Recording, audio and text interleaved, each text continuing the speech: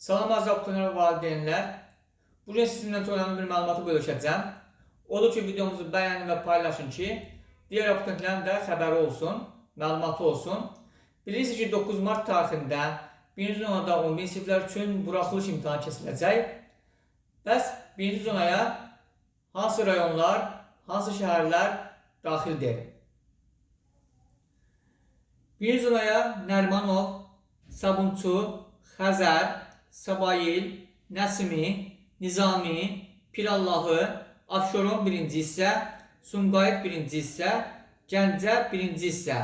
1-ci hissə o deməkdir ki, Abşeron, Sumqayıt, Gəncədə həm də 2-ci zonada, yəni 15 mart tarixində imtahan olacaq. Yəni bu şəhərlərdə, bu rayonlarda abituriyentlərin bir hissəsi 9 mart tarixində, bir hissəsi də 15 mart tarixində imtahan verəcəklər.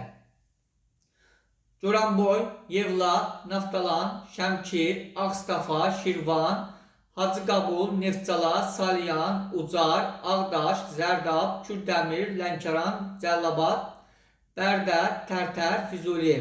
O cümlədən Uluqbəy adına bir nömrə tam orta məktəb, Zəngilan, Ağır kənd tam orta məktəbi, Cəbrayil, Mehdizadə adına məktəb Horovlu, Ağdərə, Talış, Göyər, Xəsənriz, Şıxarx, Suqovuşan kənd tam orta məktəbləri, Şəki, Oğuz, Qəbələ, Xaçmaz, Siyəzən, Şabran, tədrisi ingilis dilində olan məktəblər.